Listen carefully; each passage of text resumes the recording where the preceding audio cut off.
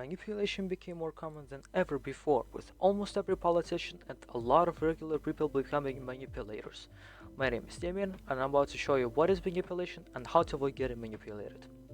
Starting off, there are a lot of subtypes of manipulation, but the most common ones that I'm going to talk about are love bombing, triangulating, victim mentality, gaslighting, guilt trips, and generalizations, all of which I'm going to explain right now. First of all, we have light bombing. Love bombing is a form of psychological and emotional abuse that involves a person going above and beyond for you in an effort to manipulate you into a relationship with them. It looks different for every person, but it usually involves some kind of excessive flattery and praise, over communication of their feelings for you, showering you with unneeded or unwanted gifts, and early and intense talks about your future together. Love bombing can happen intentionally or unintentionally. Although it most often recognized by romantic partners, your family members and friends can love bomb you too. Can a relationship survive when you've been light bombed? The answer is that it's largely up to the individual who's doing the love bombing. Some psychologists have advised that you shouldn't try to find excuses for that person, but instead share the situation with your family, your close friends, and your therapist. Next up, we have triangulating. Triangulating is essentially a manipulative person bringing another person into a relationship to remain in control. The manipulator will try to keep the other two people from communicating with each other. However, the manipulator will try to make the two people have a conflict with each other, and usually they do that to either inflate their ego or bring their social status upwards. Now, a subtopic of a subtopic, we have triangulation and the golden child scapegoat family dynamic. This dynamic is usually a narcissistic, toxic, and unhealthy caregiver, in most cases a parent, who splits their own image into good and bad and then projects these images onto their children, making one child the golden child and the other a scapegoat. The golden child is always idealized and can do no wrong, while the scapegoat can only make mistakes. And lastly, about triangulations, we have triangulation in romantic relationships. In a romantic relationship, the manipulator will bring a platonic friend into the relationship to create discord and jealousy. Usually the triangulated people who are brought into the relationship are not aware that they are being triangulated, or even worse, the manipulator can use a person that they are not in contact with anymore to manipulate a person that they are in contact with now. Next up, we have guilt trips. Guilt tripping is a form of emotional manipulation meant to change or modify somebody's thoughts, feelings, and behaviors by creating a powerful emotional response through the use of guilt. A person can inadvertently say or do something that creates guilt, even if this outcome wasn't their desired goal. Since guilt is an uncomfortable emotional experience, those subjected to it will shift their actions to reduce the risk of future guilt, and that response reinforces the idea to the manipulator that guilt tripping is a good manipulation tactic. Changing their behaviors in response to the guilt could change the guilty feelings, or the feelings may remain. At other times, the person is unable or unwilling to shift their behaviors, so they take on larger amounts of guilt over time. Pretty much every person close to you can guilt trip you, including friends, family, and even your therapist. Guilt trips can also come from social media and advertisements similar to this one on the screen right now. There are 6 main warning signs that you might be guilt tripped, all of which you can see here. Overall, guilt trips have a negative impact on a person's life, but they can sometimes have a positive impact as well, such as decreased substance use and improved dental hygiene. But on the flip side, some of the negative effects include difficult and strained relationships and new or worsening mental conditions. Knowing how to respond to guilt trip may not feel obvious or comfortable, so you should always take a slow and thoughtful approach and not act on short-term frustrations. There are a few things that you should do in response to being guilt tripped, and they are: acknowledge what's happening, study the effect, avoid that person when possible, set and express limits, and stick to your boundaries. Next topic is victim mentality. Victim mentality, or playing the victim, is when a person feels like bad things are happening to them no matter what, but in reality, none of the events or circumstances are their fault. Under the victim mentality, there are 3 core beliefs, and those are: bad things just happen to me no matter what I do, bad things are other people's fault, not mine, and I cannot change what happens, so there's no point in trying. There are also some signs that indicate that a person has a victim complex. It's a long list. You can pause the video and look at all of them here. Okay, next off, we have what causes a victim mentality. Not a single person is born a victim. Every time it is learned behavior, and some consider it a type of learned helplessness, which is a phenomenon where people who have any sort of trauma feel like they cannot escape no matter what they try to do. In experiments on learned helplessness, researchers often put animals into an environment where they receive an electric shock. Whether a person or animal, most stop trying to escape the situation once the first few efforts fail. Even when a solution is available, they continue to believe that they cannot do anything about it.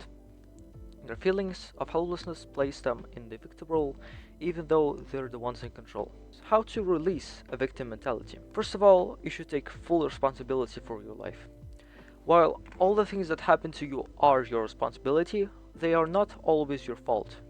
Second, try to research your particular case. As all doctors say, at first you should get a therapist to work things out, but also you should look at yourself as well. Like, what is your victim mentality covering up, and why did you develop it? And lastly, you should take care of yourself and practice saying no, developing a full self-efficacy, which means being confident in yourself, and just being nice to yourself in general.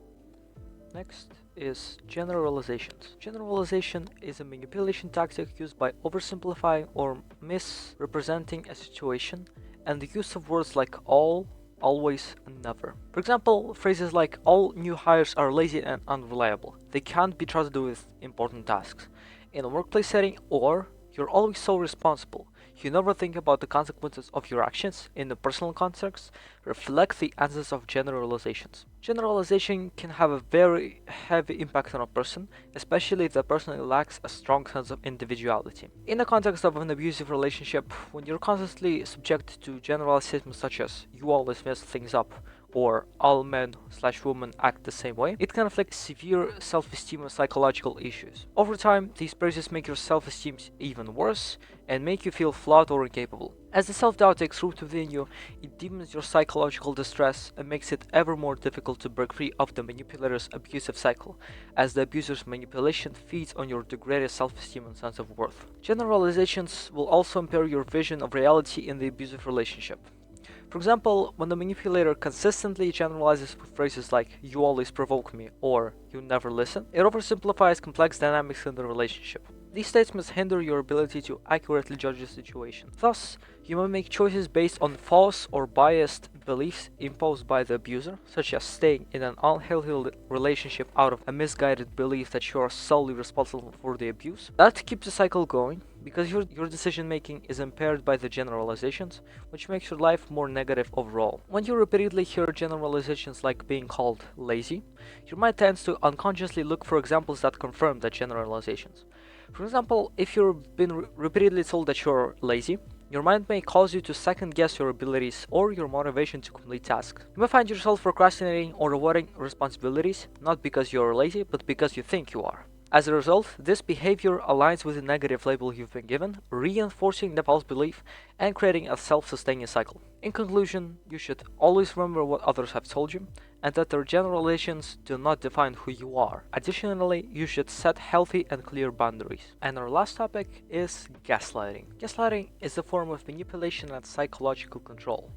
Victims of gaslighting are fed false information that leads them to question what they know to be true, a lot of times about themselves. They may end up doubting their memory, their perception, and even their sanity. Over time, a gaslighter's manipulation can grow more complex and potent, making it increasingly difficult for the victim to see the truth. How does gaslighting begin? A relationship with a gaslighter can start pretty well, with the gaslighter immediately praising you and confiding in you. However, if that happens before you two get close, then that is an example of love bombing, which I have explained earlier. A gaslighter will initially lie about simple things, but the volume of misinformation soon grows, and the gaslighter may accuse you of lying if he or she questions the narrative. They typically deploy occasional positive reinforcement to confuse you, but at the same time, they may attempt to turn others against you, even friends and family, by telling them that you are lying, delusional, or even accusing you of being a gaslighter yourself. How do you know that you're being gaslighted?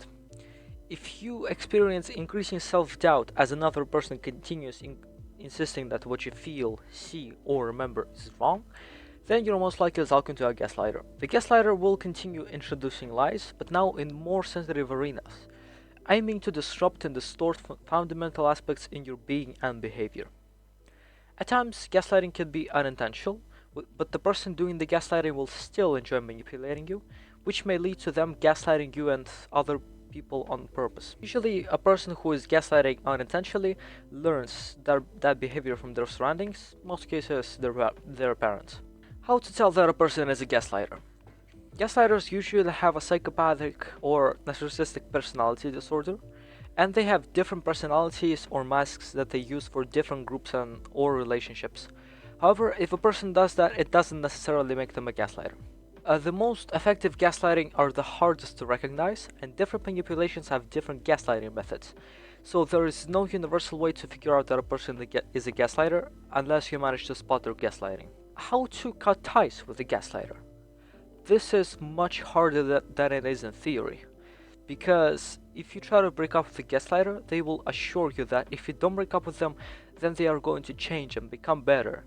However, if you choose to stay in the relationship, things will stay the exact same way they were before, and the gaslighter will be more careful this time. Overall, gaslighters are the ultimate manipulators, doing anything to achieve their goal, and using most manipulation tactics that they are aware of, especially tactics that make you seem worse when you're talking to them, like generalizations or guilt trips.